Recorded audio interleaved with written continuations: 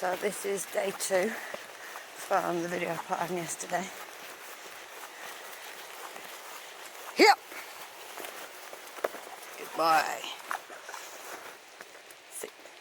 Good. Down. Goodbye. Wait. Wait.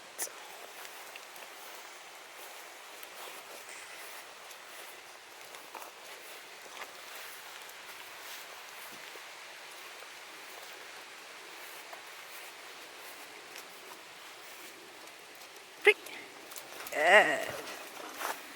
So you see he was down, but I'll do another one in a second. The position he was down, he was ready to spring up. Ideally, I mean that's fine depending on what I want him to do, but ideally I want him to slightly lay to the side.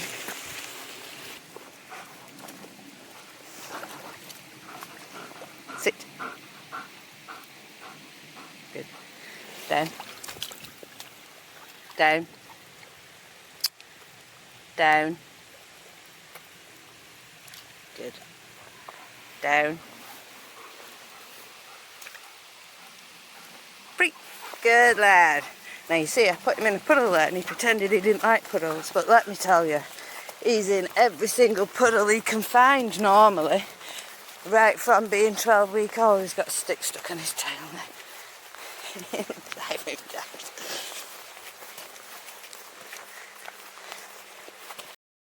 So we're going to go again with the down in a minute. Here!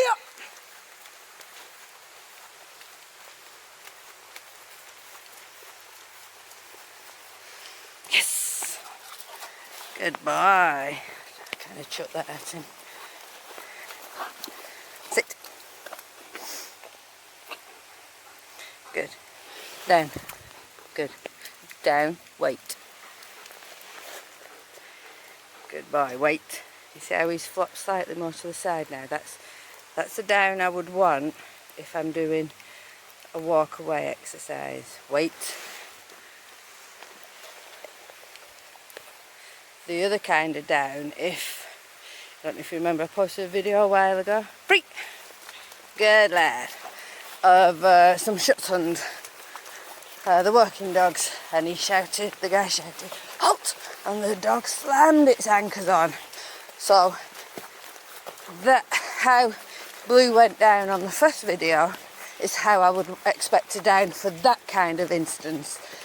But for, like I say, a walk around, something like that, I would prefer him to be on his side. This is just my preference. I don't do show work or anything, so here! I don't know if that's what they do. Good lad. Yes. You'll see I'm using treats. Don't use treats every day and I don't use treats every time. But I use treats every now and again to reinforce. Heel!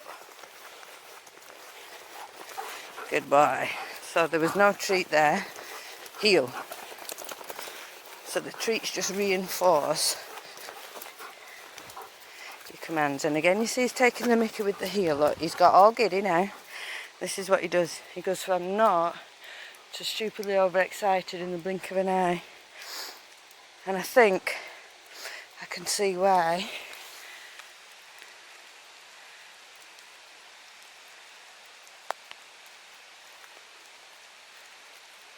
That's a sheep. That's why I wondered why he kept running up that hill, because he was using his predatory instincts, which he doesn't normally do because I have 4 cats, so he's not allowed to do any of that. And that's the reason why. Now, if my dog had no recall at all, it wouldn't have took him long to scent out that sheep.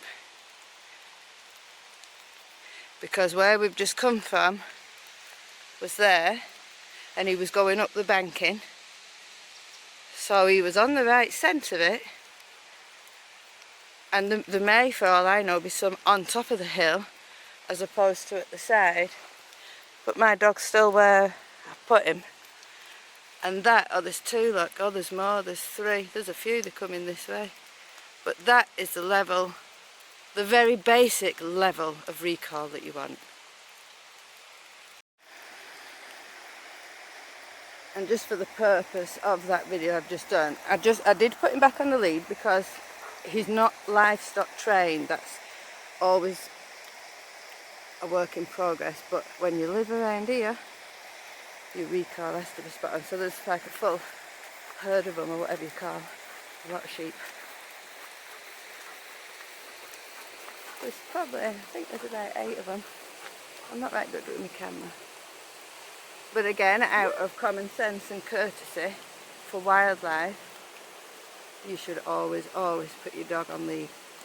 But this is a perfect example of why you need good recall. This is Healy Dell. This is the nature reserve. This is what you get. And I'm only down the road from where I walk every single day. So the amount of dog walkers that come down here and have no control of the dog, how those sheep don't get savaged, I do not know. Or perhaps they do.